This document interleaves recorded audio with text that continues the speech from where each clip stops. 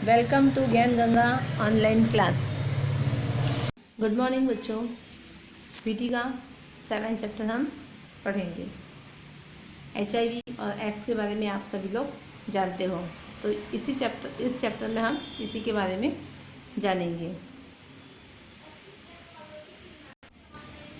5 जून 1981 के दिन एड्स के रोग को पहली बार जाना गया था। विश्व को इस रोग की गंभीरता का एहसास उस समय नहीं हुआ था, परंतु उसके इतिहास को देखते हुए 20वीं सदी के पूर्वार्ध के प्रारंभ में एड्स के नाम से पहचाने जाने वाले रोग के जैसे कई किस्से देखने को मिले। जैसे जैसे समय बीतता जा रहा है वैसे वैसे यह रोग बहुत ही तेजी से फैलता जा रहा है।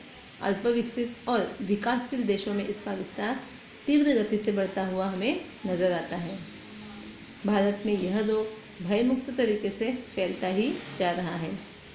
समाज की प्रगति और विकास पर इस रोग का विपरीत असर होने के कारण यह रोग मानव जाति के लिए एक चुनौती बना हुआ है। इस रोग की रोकथाम के लिए सरकार, सामाजिक संस्थाएं तथा व्यक्तिगत रूप से भी सभी लोगों को इसमें जुड़ने की आवश्यकता है। पूरे विश्व में 1 दिसंबर का दिन विश्व एड्स दिन के रूप में मनाया जाता है। एड्स ऐसी बीमारी है जो मनुष्य के अंदर रोग प्रतिकारक शक्ति जो होती है वह उसे कम करता है और मतलब कि एड्स एक व्यक्ति से दूसरे व्यक्ति में उसके साथ रहने से या उसके साथ खाने से नहीं होता है, बल्कि एक पीड़ित व्यक्ति का रक्त स्वस्थ व्यक्ति के रक्त से मिल जाए या स्वस्थ व्यक्ति के शरीर में प्रवेश कर जाए, तो इस वजह से यह रोग फैलता है। आपने देखा होगा हॉस्पिटल में जो इंजेक्शन लगाया जाता है तो हर बार नई सीरीज़ का उपयोग की जाती है, नई सीरीज़ उपयोग में लाई जाती है। तो इसका यही कारण है कि किसी कारणवश पीड़ित व्यक्ति का ब्लड स्वस्थ व्यक्ति के ब्लड में नहीं मिलना चाहिए।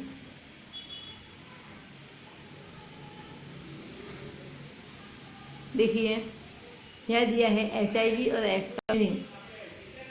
H मतलब ह्यूमन मानवीय, I अर्थात रोग प्रतिकारक शक्ति में कमी उत्पन्न करने वाले, V मतलब कि वायरस विषाणु, A एक्वायर्ड मतलब कि प्राप्त, I इम्यूनो अर्थात रोग प्रतिकारक शक्ति में, D डेफिशिएंसी मतलब कमी उत्पन्न करने वाले, S सेंडर रोग के लक्षण का समूह।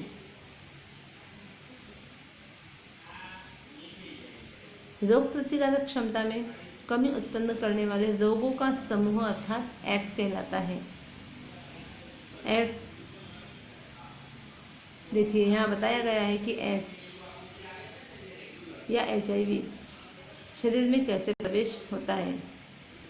अगर संक्रमित व्यक्ति के साथ जातीय समागम हो तो उससे एड्स हो सकता है। संक्रमित व्यक्ति का खून स्वस्थ व्यक्ति के खून के संपर्क में आ जाए तो हो सकता है। स्वस्थ व्यक्ति पर उपयोग में ली गई जंतु रहित किए बिना इंजेक्शन या सुई का उपयोग यदि किसी और के द्वारा किया जाए तो हो सकता है, या फिर संक्रमित माता के गर्भस्थ शिशु में भी हो सकता है। नशीले द्रव्य लेने वाले सुई का यदि सामूहिक उपयोग होता है तो इससे भी हो सकता है। दाढ़ी बनाते समय या शरीर पर टैटू बनवाते समय ब्लेड सुई में HIV वायरस यदि मिला हो तो इसके उपयोग से भी यह रोग फैल सकता है।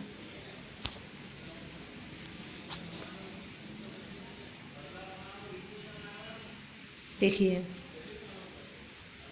HIV या एड्स व्यक्ति के साथ रहने से या उसके साथ सार्वजनिक शौचालय के उपयोग करने से या उसके साथ बात करने से या विद्यालय में साथ पढ़ने से या खेलने से या ऑफिस के साथ काम करने से नहीं होता है, बल्कि आगे जो मैंने कारण बताए उन सभी कारणों से होता है।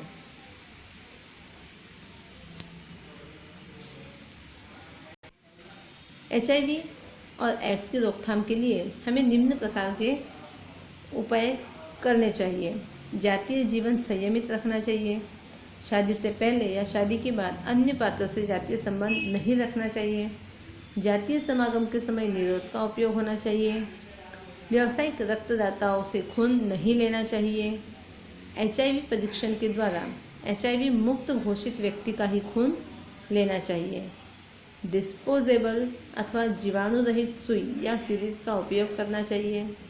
किसी भी प्रकार की शस्त्रक्रिया के लिए जंतु रहित औजार का उपयोग करना चाहिए। नशीले पदार्थों का उपयोग करने वाले व्यक्ति के साथ सीरीज का सामूहिक उपयोग नहीं करना चाहिए। HIV से संक्रमित महिला गर्भवती न हो उसका भी ध्यान रखना चाहिए। रेजर ब्लेड जैसी खून के संपर्क में आने वाली वस्तुएं व्यक्तिगत रूप से उपयोग करने का आग्रह रखना। ये सारे जो भी उपाय अभी बताए हैं उनके करने से ही एड्स को रोका जा सकता है। और भी जो कारण है वह है यौन संबंध, प्राकृतिक और अप्राकृतिक, इनके कारण भी एड्स हो सकता है। नशीले पदार्थ का जो लोग सेवन करते हैं इसके कारण भी हो सकता है, क्योंकि नशीले पदार्थों का सेवन इंजेक्शन के ज़रिए भी होता है। तो यदि उस इंजेक्शन का सामूहिक उपयोग यदि कर रहे हैं या किया जाए तो एक पीड़ित व्यक्ति अन्य स्वस्थ व्यक्तियों को भी पीड़ित कर सकता है।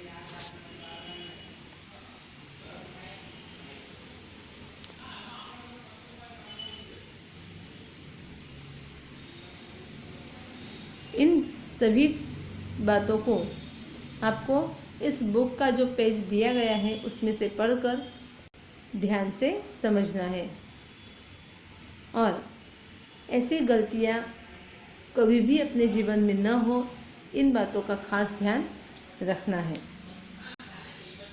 ठीक है, तो ये इस वीडियो में आपको खुद से इस चैप्टर को पढ़ना है और समझना है। इसके बारे में मैंने आपको जानकारी दे दी है।